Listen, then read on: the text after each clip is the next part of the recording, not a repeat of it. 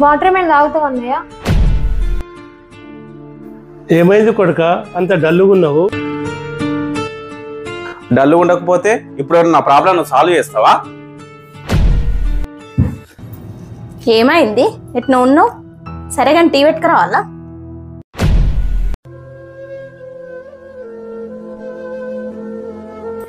ఏమైంది అన్నయ్య? మాట్లాడుతుంటే వినకుండా వచ్చేసినావు. ఏమైందండి? తల పట్టుకుని కూర్చున్నావు? ఏమైందిరా?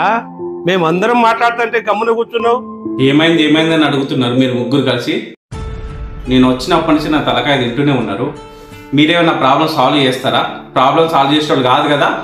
నన్ను కొంచెం ప్రశాంతంగా వదిలిపెట్టి వెళ్ళండి. నా ప్రాబ్లమ్స్ నాకున్నాయి. ప్లీజ్ దయచేసి ఇక్కడి నుంచి వెళ్ళండి. అరే మోహన్, నాకు ఈఎంఐ కట్టాలరా రేపు. నాకు అర్జెంటుగా 10,000 రూపాయలు కావాలరా. ఏంటి లేవా?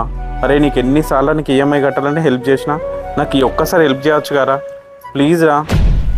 హలో, అరే సాయి, ఒక అర్జెంట్ 10,000 రూపీస్ కావాలరా. ఈఎంఐ కట్టుకోవాలి.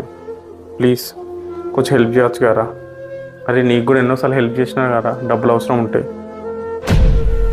ఇగో అన్నయ్య, నా ఎగ్జామ్ ఫీజు కోసం దాచుకున్నా, కానీ నువ్వేదో బాధపడతాను కదా, తీసుకో. ఇగో అండి. ఇదిగో బిడ్డ, నా దగ్గర ఉన్నవి తీసుకొని ప్రాబ్లం సాల్వ్ చేసుకో.